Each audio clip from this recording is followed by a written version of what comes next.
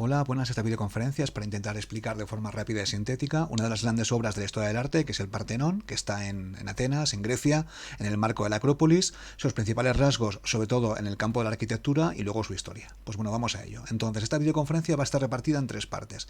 En la primera voy a hablar de la Acrópolis y su construcción, y el contexto del Partenón dentro de ella. Luego hablaré del Partenón propiamente dicho, y luego después de la Acrópolis en el tiempo, porque no solamente es interesante estudiarlo en la historia clásica de la antigua Grecia, sino hasta nuestros días. Pues bueno, vamos al primer apartado, que es la Acrópolis. Acrópolis es una palabra que viene del griego que significa ciudad en lo alto. Entonces, esta ciudad en lo alto básicamente es una meseta que está en una pequeña colina en la ciudad de Atenas. Obviamente, hoy en día Atenas es una ciudad enorme, en la antigüedad era bastante grande, pero no tan grande como hoy, y entonces hay una pequeña colina con una meseta. Bueno, los griegos en su época la aplanaron bastante, que pues servía como una zona defensiva y para defenderse. Bueno, pues entonces esta Acrópolis está habitada desde tiempos muy antiguos, desde el periodo arcaico por lo menos, y entonces hay un momento donde comienzan a construir y la transforman en un témenos o santuario.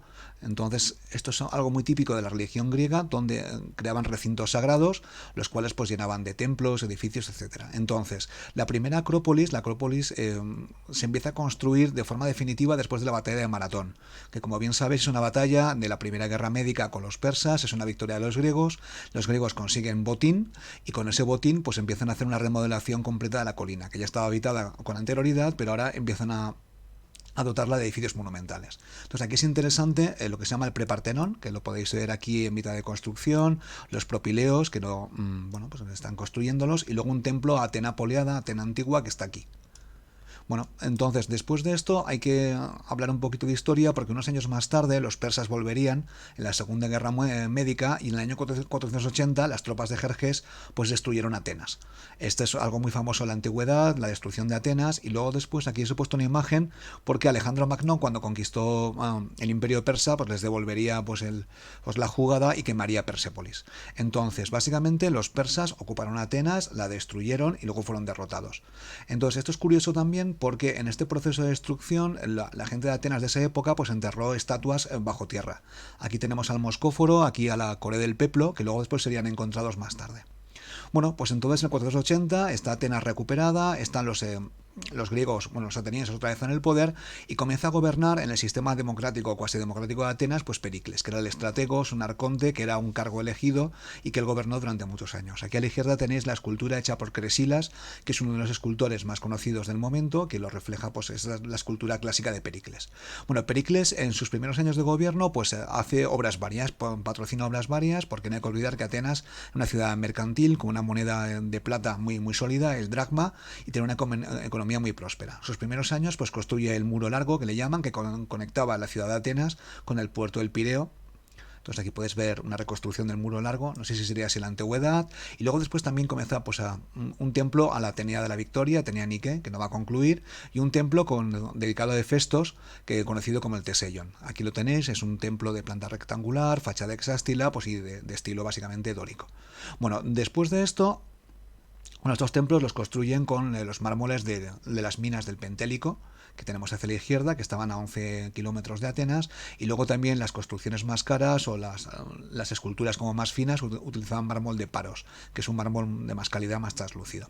Bueno, después de esto hay un cambio en el año 447 a.C., donde Pericles se hace con el tesoro de la Liga de Delos, que era un fondo que habían hecho las ciudades-estado griegas, las polis, por si los persas volvían, se hace con el control del tesoro de Delos, de la Liga de Delos. Esto no se lo tomaron muy bien el resto de ciudades, y Pericles tiene muchos fondos, la economía ateniense sigue prosperando, así que para las construcciones que os he comentado y comienza a construir el Partenón, que lo tenéis aquí, lo comienza en el 447 y acaba en el 438 antes de Cristo. Es una construcción extremadamente rápida, sobre todo para el edificio lo que es. Y luego también empieza a construir los propileos, que se encuentran aquí, son la entrada monumental. Entonces, después de esto, el Partenón lo construye más o menos, lo acaba por lo menos la parte arquitectónica, los propileos también. Aquí tenéis una imagen de los propileos, que son espectaculares, es donde acaban las procesiones, bueno, por donde entraban las procesiones a la diosa Atenea, y que entraban en la zona sagrada o témenos o santuario, como os he comentado. Bueno, luego después entramos en la guerra del Peloponeso, que es una guerra que le causa, bueno, en la cual muere Pericles por una peste. Entonces, durante la guerra se acaba de construir el templo de Atenea Nike, que os he comentado antes, durante un parón de la guerra, y luego después, al final de la misma, un poco antes de acabar, os hago un spoiler porque Atenas es derrotada, se acaba el Erecteion, que es el otro gran edificio de la Acrópolis que se conserva. Bueno, pues después de esto, bueno, aquí tenemos una imagen del templo de Atenea Nike, que es un templete. Esa Atenea Nike es la diosa de la victoria. Bueno, Atenea de la victoria, y un Nike en particular se caracteriza porque no tenía alas, se las habían arrancado, entonces así la victoria se quedaba para siempre en Atenas. Bueno, aquí tienes cómo quedó más o menos el conjunto de la Acrópolis en época romana. Entonces es una imagen idealizada. Aquí abajo hay más edificios. Está el Odeón de Herodes Ático, que si no me equivoco es del siglo I, no sé si antes de Cristo o después de Cristo. Aquí una estoa, que es de Eumenes. Aquí el teatro de Dionisios, porque el teatro, en otros santuarios griegos, por ejemplo el de Delfos, el teatro hubiera estado arriba, pero aquí es que no había espacio. Y luego hay diferentes edificios que pues poblaban toda la Acrópolis. Obviamente cualquier rey que se preciara, pues añadía algún tipo de exvoto, algún monumento. Aquí tenemos, por ejemplo, el monumento de Eumenes, que es de época helenística, santuario de Artemis Brauronia. Aquí hay una escultura que hizo Fidias, Atenea de la Victoria, Promacos o Promachos, no sé cómo se pronuncia, santuario de Zeus, etcétera. Entonces la idea es que la Acrópolis era un santuario, un conjunto de edificios, un complejo monumental dedicado a la diosa Atenea, en el cual no solamente se construye en el siglo V a.C., sino que se va ampliando con el tiempo. También hay monumentos o exvotos de época romana. Por ejemplo, el emperador Adriano era un fan de la cultura griega y realizó algunos de ellos. Entonces, una reconstrucción de la Acrópolis, vamos, aquí puede que entre un poco de la imaginación del dibujante, pero se puede ver pues la Atenea Promachos aquí el Partenón, aquí el Erecteion, aquí bueno, el templo de Atenea Nike. Bueno, y aquí hay otra reconstrucción. Bueno, hay muchas de ellas y básicamente tenemos una idea bastante aproximada como era la Acrópolis, que impresionaba tanto a los coetáneos como a la gente que vivió después. Y aquí esto es una imagen un poco más detallada, es un plano donde se pueden ver todos los edificios que había, que como podéis ver son muchos y que no voy a explicar uno a uno. Bueno, ahora vamos a entrar en la segunda parte, que es explicar un poco el Partenón, que es el edificio propiamente dicho, que es un edificio enorme y está dedicado a Atenea Partenos, que significa virgen, célibe, la doncella, pues que era un poco uno de los atributos de la diosa Atenea, que parece ser que es de un origen bastante arcaico, es una diosa que viene del norte. Al igual que Artemisa, pues es una diosa virgen. Entonces, como os he comentado, antes de que llegaran los persas y ocuparan la ciudad de Atenas, había un prepartenón que se estaba construyendo. Aquí podemos ver una planta del prepartenón del año 490-80, que si os fijáis, 1, 2, 3, 4, 5, 6, en un templo de fachada hexástila, bastante grande y bastante alargado. Entonces, luego después, Pericles, cuando mandó construir el Partenón, su proyecto, pues le encargó a Ictino y a Calícrates, los arquitectos, los cuales pues realizaron su proyecto encima de este prepartenón, con lo cual en algunas cosas se puede ver el antiguo proyecto sobre el cual se ha construido. Entonces, el prepartenón tenía 6 columnas, tenía una fachada hexástila, este tiene una fachada octástila de 8, era más grande y más armónico. Aquí se puede ver una comparación. Como podéis ver, el Partenón, que es el que está abajo, es más rectangular, es menos que el prepartenón. Bueno, a partir de aquí leemos de cositas. La construcción del Partenón fue muy rápida por básicamente dos cosas. Primero, había mucho dinero, los fondos de la Liga de Delos para combatir a los persas, y había mucho trabajo hecho. Todo el trabajo de aplanar el terreno, cimentación, había muchas columnas trabajadas. Los persas creo que intentaron destruirlas, pero no lo consiguieron. Y luego había mucho mármol del Pentélico y de Paros que era accesible. Con lo cual eso explica, bueno, y además que los griegos eran muy buenos constructores, también eso explica la velocidad. Bueno, y a partir de aquí vamos a hablar de rasgos del Partenón, así de forma rápida y una diapositiva, porque aquí lo más importante es ver imágenes. Por ejemplo, es el tema de los laterales. Los arquitectos o los maestros de obras, Ictino y Calícrates y Fidias, que era el gran director de toda la Acrópolis, consideraban que la belleza procede de la armonía de la proporción. Entonces lo que hacen es aumentan las columnas y colocan el lateral siguiendo el modelo de doble+1. O sea que si en la fachada hay 8 columnas, el lateral le corresponden doble+1, que son 17. Aquí estaban siguiendo el referente del templo de Zeus en Olimpia, que era el gran santuario griego, el santuario de Olimpia, entonces los están imitando. También dicen que se basan en el templo de Afaya en Egina y otras referencias, otros templos de la época. Bueno, aquí tenemos a los arquitectos, os he comentado, Ictino y Calícrates, ahí me falta un acento, eran muy reconocidos, tenían bastante experiencia, y Fidias, que era un consejero de Pericles, hace de maestro de obras y director general. Obviamente estos tres arquitectos o maestros de obras dominaban sobre talleres amplios con muchos artesanos, esclavos, porque es un proyecto monumental. Luego se pasa, como pone ahí, del templo hexástilo al octóstilo, octástilo, planta rectangular. Es de orden dórico, como todo el mundo sabe, pero es más ligero. Los templos anteriores al Partenón son como mucho más pesados, mucho más densos. La parte escultórica, que es la que dirige Fidias, el maestro de escultores, usa mármol de Paros. Y luego después la idea de proporción y armonía está por todo el Partenón. Hay un montón de ajustes ópticos para que desde lejos se vea correctamente. La proporción normal es 4:9 y también se usa el número áureo, ¿vale? De hecho, se llama Fi por Fidias. Bueno, vamos al exterior. Aquí tenemos una imagen de la plataforma Ecrepis del Partenón. Entonces se puede ver aquí debajo pues los restos del prepartenón, que ya estaba trabajado, y luego la parte más moderna, que es la que se construyó en el siglo V, a mediados del siglo V. Aquí se pueden ver las columnas de orden dórico sin basa, estriadas. Esto es la plataforma Ecrepis. Bueno, aquí se puede ver una imagen de cómo se trabajaban las columnas. Se transportaban desde la cantera del Pentélico pues en carruaje. Aquí se ha puesto una imagen de cómo sería, ¿no? Esto era una actividad muy cara que requería mucho tiempo. Probablemente se tallaban mínimamente en la cantera y luego después se hacía un trabajo in situ en la zona de la Acrópolis, donde se colocaban una encima de otras, enganchadas por enganches de madera con grapas de bronce dentro, y luego allí se pulían o se trabajaban in situ porque era la forma correcta de que todo quedara bien. Aquí tenemos uno de los enganches de este agujero. Es muy curioso porque aquí se puede ver cómo hacían las columnas los griegos. Las hacían por tambores, entonces este enganche valía para enganchar los diferentes tambores para que la columna creciera en tamaño. Esto también es muy conveniente porque si lo hubieran hecho una columna monolítica, el edificio hubiera sido más vulnerable a los terremotos. Entonces estaban pensando en posibles terremotos y así, aunque luego después habría que tallarlo y era un poco más difícil, pues esta es la forma más correcta de hacerla, y de hecho pues es parte del éxito de por qué ha sobrevivido. Lamentablemente en el futuro las grapas de bronce eran muy apreciadas y luego cuando se caen las columnas pues fueron robadas. Bueno, aquí tenemos un ejemplo de los ajustes ópticos. Aunque las columnas parecen bastante que están a la misma distancia, no lo están. Se hacen progresivamente más amplias a los lados, hay ligeras curvaturas, las esquinas están trabajadas de forma específica, las columnas presentan en la parte inferior lo que se llama el éntasis, son más gruesas en el tercio inferior, con lo cual, visto de lejos, se consigue la armonía a través de este ajuste óptico. Esto es muy curioso, son más estilizadas que el orden dórico pues arcaico, pero al mismo tiempo el intercolumnio, el espacio entre columnas, es inferior, con lo cual genera un efecto de bosque de columnas que antes no existía.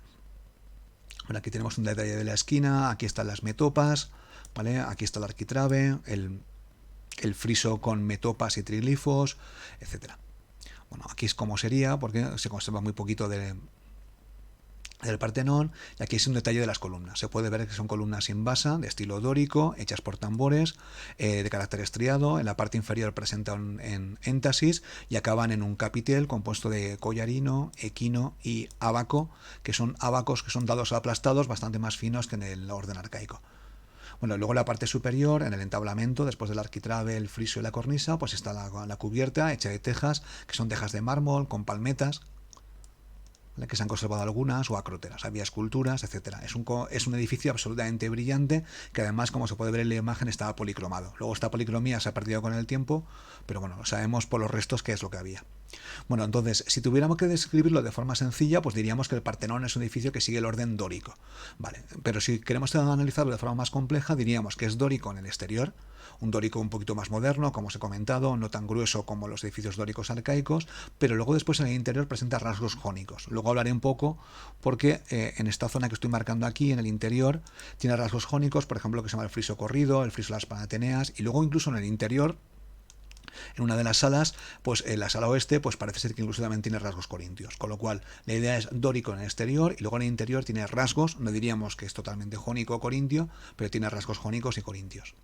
Entonces, una imagen, tenemos un templo de planta rectangular, fachada octástila, tiene una perístasis de 17 columnas en el lateral y 8 en el frontal, y está compuesto por una plataforma o crepis con columnas que presentan éntesis en la parte inferior, por tambores, y luego en el capitel están compuestos de collarino, equino, ábaco. Esta zona que está aquí se llama el entablamento tiene un arquitrabe que es liso, luego un friso compuesto por metopas, que son estas, ¿vale? Y triglifos. y luego una cornisa que delimitaba un frontón triangular, que había esculturas exentas que en estos momentos que no se han conservado. Bueno, se conservan algunas. Y luego la cubierta era 2 aguas. Esta es la definición clásica o la descripción clásica del Partenón. Luego después en el interior pues tenía diversas salas, básicamente 2, una gran naos o cela y luego una especie de opistodomo, la sala de la sala corintia que os he comentado antes.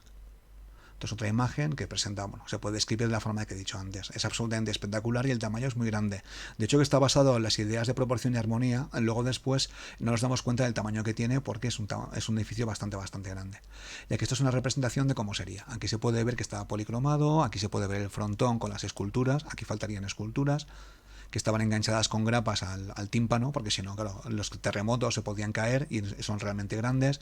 Luego después, como se puede observar, es un muro de sillería, entonces había muy poquita luz. Entraba luz por aquí, pero como esto está en el interior, en una zona, el interior es una zona bastante oscura. Y luego aquí es algo que he citado, pero no se veía bastante bien en la diapositiva anterior. Aquí está el friso de las Panateneas, que estaba en el interior. Entonces, es una muestra del detallismo de los griegos que se dedican a hacer un friso de un detalle increíble en una zona donde había que entrar básicamente entre las columnas para poder verlo.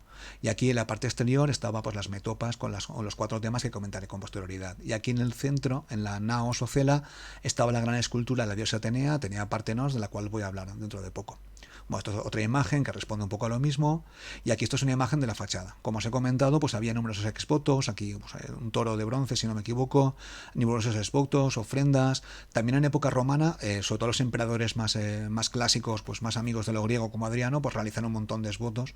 Muchos exvotos que decoraban y formaban parte del conjunto monumental que es la Acrópolis. Bueno, aquí hay uno, por ejemplo, del pilar votivo Atálida, de los Atálidas, que es una dinastía helenística. Bueno, hay muchos. Ahora vamos a hablar del interior, que son las partes más curiosas. Entonces, dentro del interior habría una gran sala con columnas superpuestas donde se encontraba la famosa estatua de Atenea Partenos. Es una Atenea, bueno, aquí hay una representación, bueno, disculparme,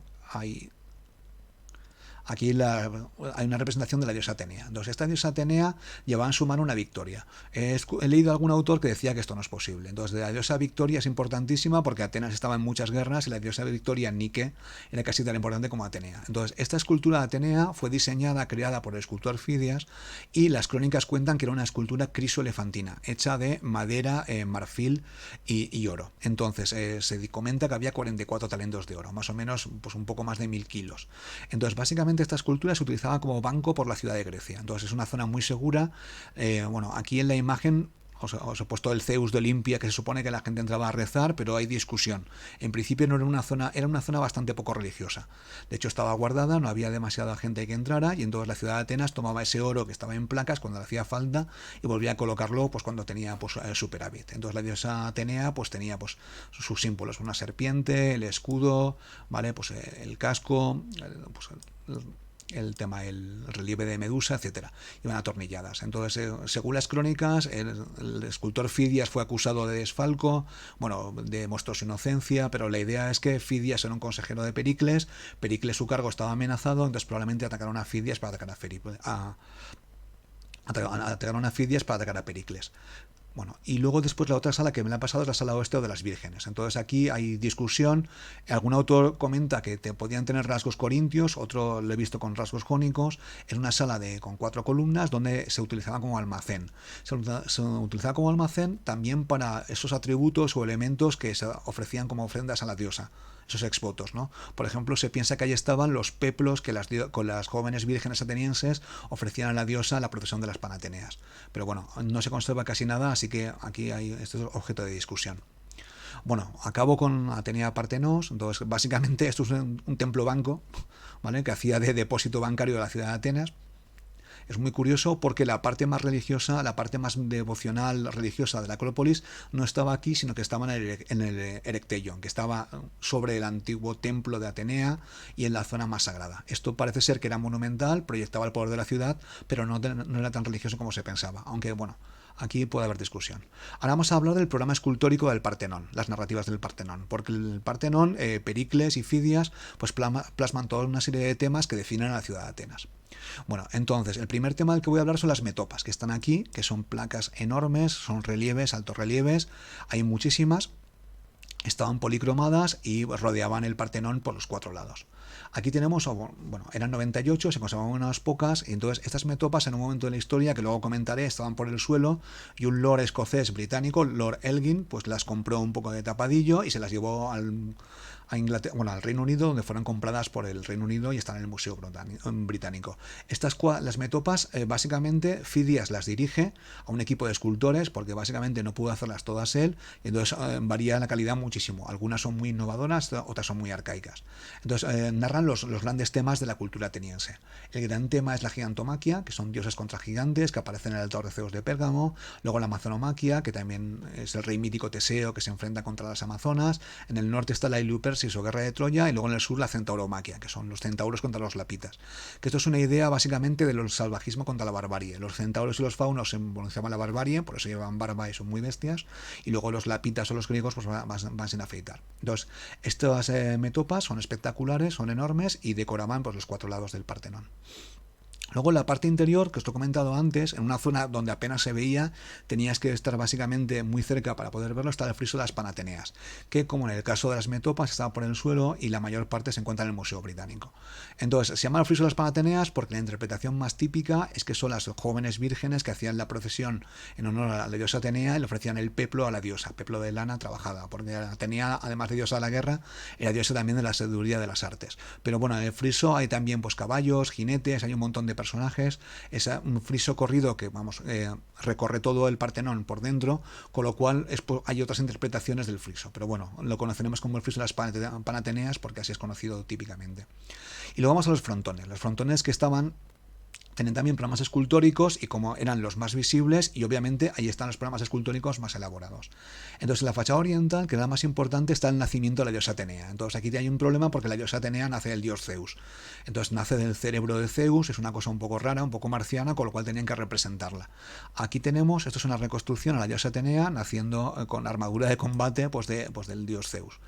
Entonces, esto no se conserva, pero se piensa por las reconstrucciones que hay, ¿no? Que tenía la forma de V compositiva, ¿vale? Que lo acabo de marcar allí, ¿no? Que se parece un poco a la escultura de Mirón y Atenea y el fauno Marsías, ¿vale? Entonces, al lado está el Consejo de Dioses, ¿no? Y bueno, hay diversas diosas menores como Leto, Diana, Afrodita, y luego después hay diversos dioses. Estas esculturas eran exentas, casi de bulto redondo, estaban enganchadas con grapas al tímpano, ¿vale? Y son muy muy grandes, ¿no? Y obviamente se adaptaban al marco, porque el frontón tiene una forma triangular y tienen que adaptarse. Bueno, aquí tenemos una reconstrucción ahora del otro frontón, que es el frontón occidental, donde se enfrentan la diosa Atenea contra el otro dios de Atenas, que es Poseidón. Entonces aquí está Poseidón con el tridente y aquí la diosa Atenea con la lanza. Entonces aquí se puede ver clarísimamente la adaptación al marco. Esto es una reconstrucción, obviamente, creo que es del Museo Británico, que sigue el frontón triangular. ¿Y esto cómo se ha reconstruido? Porque un viajero francés llamado, espero pronunciarlo bien, Jacques Carey, ¿no? Pues viajó a Atenas en el siglo XVII, hizo dibujos interesantísimos del Partenón, de lo que se conservaba, con lo cual hemos podido reconstruir más o menos.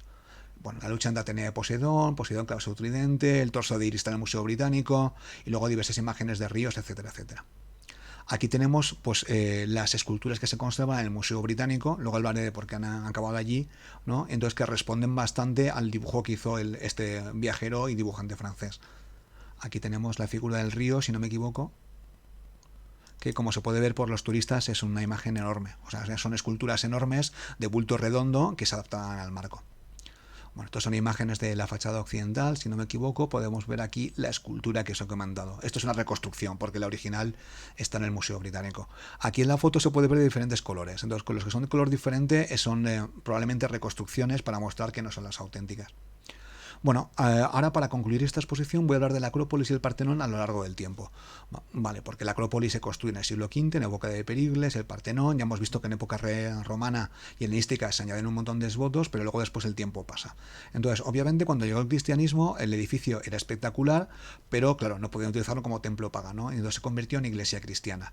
Obviamente, eso implicó que se retiraran muchas esculturas, las que eran más abiertamente paganas, ¿no? Y se convirtió en iglesia. Entonces, aquí tenemos una reconstrucción de cómo sería. Como podemos ver, pues la cubierta ya se había perdido y está la iglesia dentro del Partenón. Aún así, aún se conservaba razonablemente bien. Esto es un esquema de la iglesia bizantina, o bueno, ortodoxa cristiana bizantina, ¿no? Donde se puede ver aquí en el 3 estaría la estatua escultura de Atenea y aquí estaba la sala de las vírgenes. Bueno, Luego después, digamos, pasamos hasta el siglo XVII, donde, bueno, Grecia no existía, era parte del Imperio Otomano, y entonces el Imperio Otomano entró muchas veces en guerra contra la República Veneciana. En uno de los incidentes, la Acrópolis fue usada como polvorín, la Acrópolis, perdón, el Partenón, sufrió un impacto de cañón y entonces explotó totalmente. Entonces ahí se destruyó y básicamente se quedó básicamente como está hoy en día. Entonces fue en el año 1670, en esa década. Fue un accidente de guerra y así es como se ha quedado. Entonces, después de este accidente, bueno, este accidente o crimen de guerra, como queramos llamarlo, pues en época del Imperio Otomano se construyó una pequeña mezquita que se colocó dentro de donde antes estaba la iglesia y donde antes estaba el Partenón. Que esto es una mezquita chiquitina para rezar a pocos fieles, y luego después, en tiempos futuros, pues se añadió un minarete que se puede ver aquí. Luego también en este grabado de la Acrópolis también se puede ver aquí una torre medieval. Esta torre se construyó en época de las Cruzadas, en una torre de los francos, que se utilizó como instrumento defensivo. Entonces, como podemos ver, el Partenón, la Acrópolis, pues vivía gente arriba, se utilizaba como pequeña población. Atenas no tenía apenas habitantes, ¿no? Y bueno, se construyeron iglesias, mezquitas, torres francas, bueno, era una pequeña ciudad, un pequeño pueblo. Luego después los viajeros que pudieron viajar a Grecia en el siglo XIX, pues compraban ellos estampas, grabados. No sé hasta qué punto estas estampas o grabados son ciertos, pero se puede ver un poco el ambiente en el que había. Por ejemplo, se puede ver pues gente cultivando cosas con pequeños huertos en la Acrópolis y el Partenón en el fondo.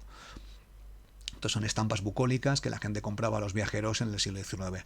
Aquí en este dibujo se puede ver la Torre Franca, que luego sería pues derruida.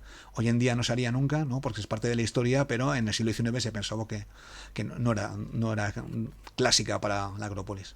Bueno, aquí hay más imágenes de lo que pasaba en el Partenón. Bueno, aquí hay más imágenes que se pueden ver. Bueno, luego llegamos a Lord Elgin. Lord Elgin es un lord escocés británico que sirvió como embajador en el Imperio Otomano en 1800. Entonces, él básicamente no intervino, pero encargó a varios ayudantes suyos ir a Atenas a hacer dibujos, y luego después, no se sabe muy bien cómo pasa, pero compró las piezas que estaban en el suelo. ¿Os acordáis que había explotado el Partenón y había un montón de piezas, de metopas, de esculturas en el suelo? Entonces, básicamente, las compró a precio de saldo, las colocó en un barco y las trasladó hasta Londres. Entonces, ahora el Estado griego intenta demandar al Reino Unido para que las devuelva. Hay un debate jurídico, derecho internacional público, pero bueno, el caso es que en 1800 las metopas y muchas esculturas fueron a Londres. Por cierto, que el barco donde estaban los mármoles de Lord Elgin, pues se hundió y tuvieron que ser rescatadas, con lo cual sufrieron bastante daño en el traslado. Fueron compradas por el Museo Británico, por el Reino Unido, y trasladadas al Museo Británico, donde hoy en día se puede ver. Es muy divertido porque en el Museo Británico te explican el por qué deberían estar allí y no ser devueltas al Reino Unido. Y luego en Atenas hay un museo de la Acrópolis que está esperando la devolución de las piedras, los mármoles del Lord Elgin. Y luego después, para acabar, pues hablaré un poco de la independencia griega, porque Grecia se independiza en la década de 1830, y entonces los revolucionarios griegos independentistas usan el legado clásico y todo el filo-helenismo que había en Europa para conseguir la independencia. De hecho, el primer gobierno revolucionario griego pues firma su manifiesto fundacional en el Teatro de Epidauro, que está en la península del Peloponeso. Luego después la independencia griega también se proclama aquí. Entonces todo el Estado griego nace con referencias al clásico continuas. Entonces, claro, cuando se independizan, que es en la década de 1830, pues el Partenón, la Acrópolis, se convierte en el símbolo de lo griego. Aquí se pueden ver fotos actuales donde se ve la bandera griega clarísimamente, y luego aquí se pueden ver soldados griegos haciendo guardia. Se ve que el cambio de bandera lo hacen allí, ¿no? Y es un poco el símbolo de griego, porque la Acrópolis se ha convertido en el símbolo de Grecia, de su construcción nacional. Bueno, esto es una foto cuando Atenas tenía apenas unos miles de habitantes y se estaba construyendo el Estado griego. Bueno, unas décadas después. Aquí se puede ver la Torre Franca, que luego sería destruida. Aquí este es el momento donde están encontrando las coré y los kouros, ¿no? Que luego después acaban en el Museo de la Acrópolis. Entonces, a partir de aquí se empezaría a restaurar. Como veis, de esta foto a lo que hay hoy en día, la diferencia es mucha. Pues bueno, con esto espero haber explicado el Partenón y la Acrópolis de forma esquemática, y bueno, con esto acabé. Muchas gracias.